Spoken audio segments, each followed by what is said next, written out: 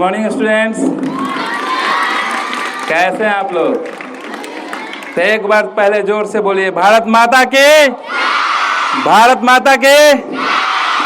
देखो बच्चों, आज ही के दिन 1947 को हमारा देश आजाद हुआ था।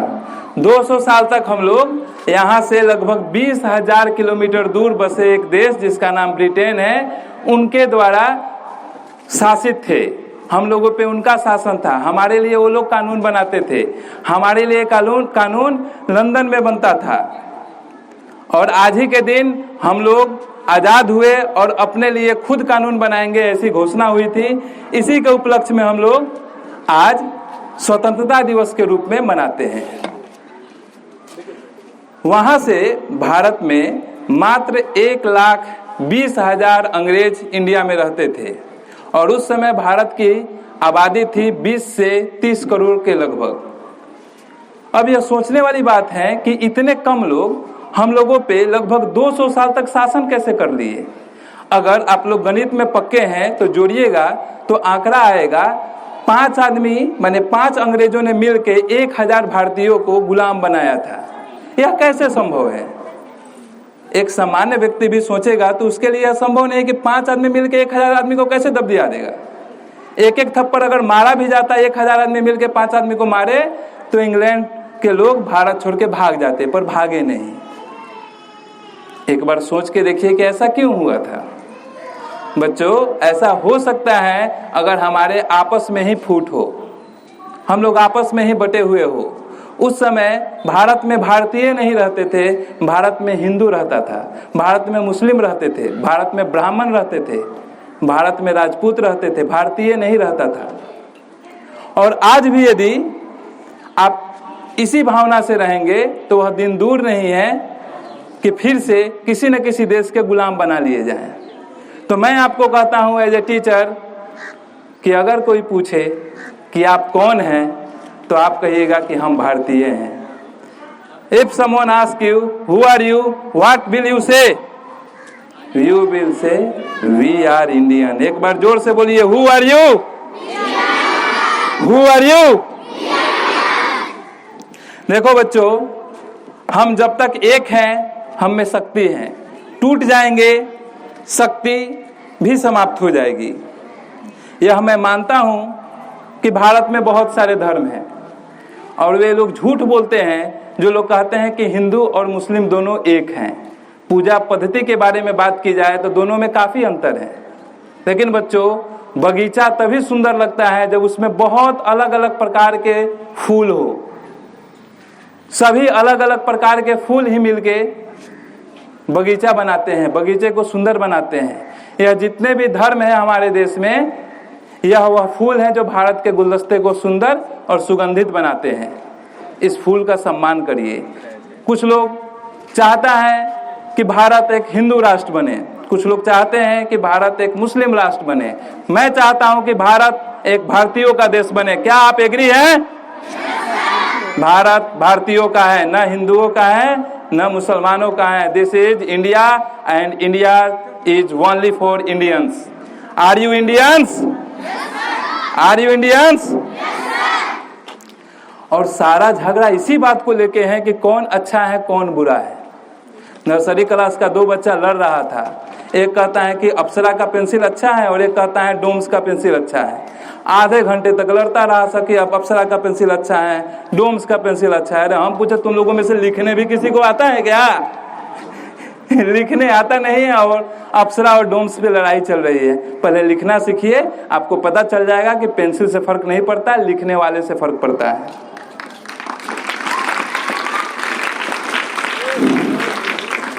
बच्चों, स्वतंत्रता का यह मतलब नहीं है कि जो मन में आए वो करें।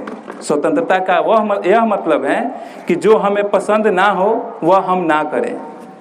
और किसी को विनम्रता से ना कहने की क्षमता उन्हीं के पास होती है जो लोग ताकतवर होते हैं, जो लोग मजबूत होते हैं। रामधारी सिंह दिनकर ने भी कहा था कि क्षमा शोभती उस भुजंग को, क्षमा शोभती उस भुजंग को जिसके पास गरल हो, उसको क्या जो दंतहीन विषरहित विनीत सरल हो।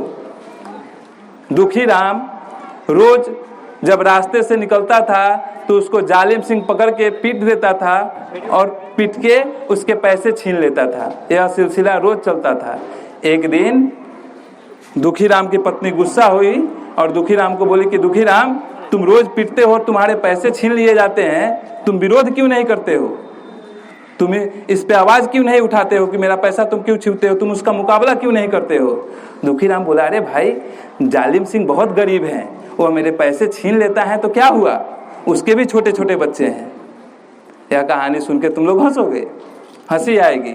ऐसे ही हंसी आती है कमजोर लोगों के विनम्रता पे, कमजोर लोगों पे दया पे। कमजोर लोग कभी दयालु नहीं हो सकते हैं। तो इसीलिए भारत को जरूरत है आज मजबूत बनने की, आज समर्थवान बनने की। हमारे पूर्वज होमी जहांगीर भाभा, विक्रम साराभाई, डॉक्टर एपीजे अब्दुल कलाम हम लोग को न्यूक्लियर पावर्ड कंट्री बना दिए। आज हम लोग के पास सामर्थ्य है कि हम लोग चाहे तो दुनिया के किसी भी देश को हमेशा के लिए समाप्त इस धरती से कर सकते हैं। इसी का परिणाम है कि इसके बाद लड़ाइयाँ कम होती हैं।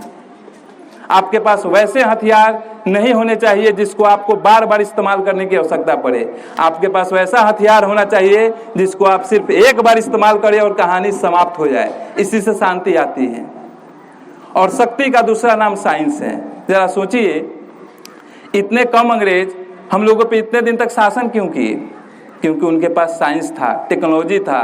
वो लोग धर्म और जाति से ऊपर उठ के विज्ञान का दामन थामे, उन्होंने आविष्कार किए, स्टीम इंजन बनाई, राइफल्स बनाया।